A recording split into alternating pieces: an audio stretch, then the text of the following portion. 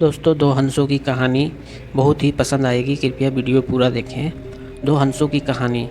मानसरोवर आज जो चीन में स्थित है, कभी ठमानस सरोवर के नाम से विश्वविख्यात था और उसमें रहने वाले हंस तो नीले आकाश में सफ़ेद बादलों की छटा से भी अधिक मनोरम थे। उनके कलर सुंदर नर्तकियों की नुपुर ध्वनियों से भी अधिक सुमधुर थे। उन्हीं सफ़ेद हंसों के बीच दो स्वर्ण हंस भी रहते थे। दोनों हंस बिल्कुल एक जैसे दिखते थे और दोनों का आकार भी अन्य हंसों की तुलना में थोड़ा बड़ा था। दोनों सामान्य रूप से गुणवान और शीलवान भी थे। फर्क था तो बस इतना कि उनमें एक राजा था और दूसरा उसका वफादार सेनापति। राजा का नाम धृतराष्ट्र था और सेनापति का नाम सुमुख। दोनों हंसों की चर्चा देवों, नागों, यक्षों और विद्याधर ललनाओं के बीच अक्सर हुआ करती थी।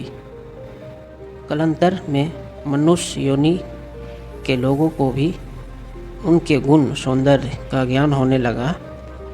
वाराणसी नरेश ने जब उनके विषय में सुना तो उसके मन में उन हंसों को पाने की प्रबल इच्छा जागृत हुई।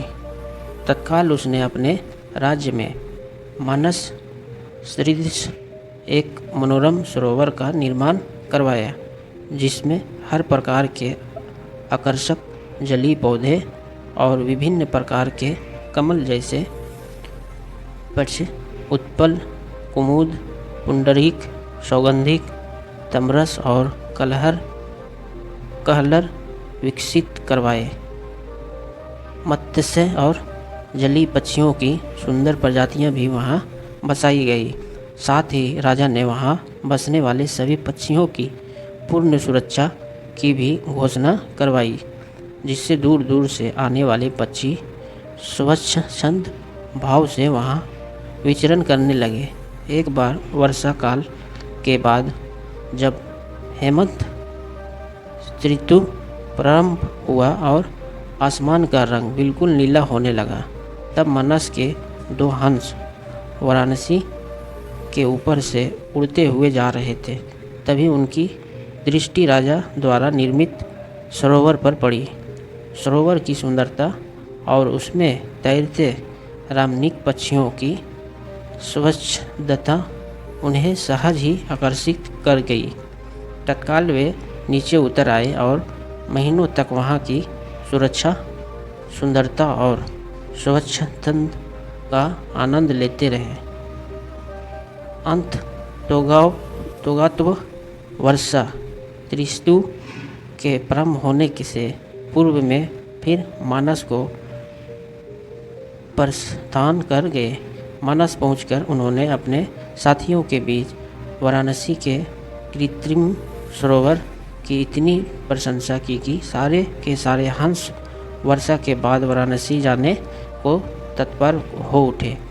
हंसों के राजा युधिष्ठिर और उसके सेनापति सुमुख ने अन्य हंसों की इस योजना को समुचित नहीं माना। युधिष्ठिर ने उनके प्रस्ताव का अनुमोदन न करते हुए यह कहा कि पंछी और जानवरों की एक प्रकृति होती है, वे अपनी संवेदनाओं को अपनी चीखों से प्रकट करते हैं, किंतु जंतु तो कहलाता है मानव बड़ी चतुराई से करता है। अपनी भंगिमाओं को प्रस्तुत जो होता है उनके भावों के ठीक विपरीत। फिर भी कुछ दिनों के बाद राज को हंसों की जिद के आगे झुकना पड़ा और वह वर्षा ऋतु के बाद मानस के समस्त हंसों के साथ वाराणसी को प्रस्थान कर गया। जब मानस के हंसों का आगमन वाराणसी की सरोवर में हुआ और राजा को इसकी सूचना मिली तो उसने अपने एक निषाद को उन दो विशिष्ट हंसों को पकड़ने के लिए नियुक्त किया। एक दिन युधिष्ठिर जब सरोवर की तट पर स्वच्छंद भ्रमण कर रहा था, तभी उसके पैर निषाद द्वारा बिछाए गए जाल पर पड़े।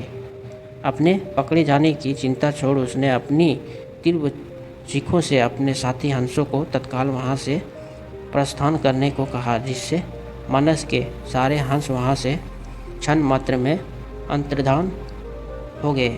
रह गया तो केवल उसका एकमात्र वफादार हमशक्ल सेनापति सुमुख।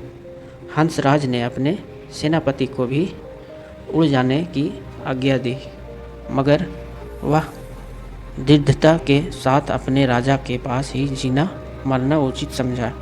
निषाद जब उन हंसों के करीब पहुंचा तो वह आश्चर्यचकित रह गया, क्योंकि पकड़ा तो उसने एक ही हंस था, फिर भी दूसरा उसके सामने निर्भीक खड़ा था। निषाद ने जब दूसरे हंस से इसका कारण पूछा तो वह और भी चकित हो गया, क्योंकि दूसरे हंस ने उसे यह बताया कि उसके जीवन से बढ़कर उसकी वफादारी और स्वामी भक्ति है। एक पक्षी के मुख से ऐसी बात सुनकर निषाद का हृदय परिवर्तन हो गया। वह एक मानव था, किंतु मानव धर्म के लिए वफादार नहीं।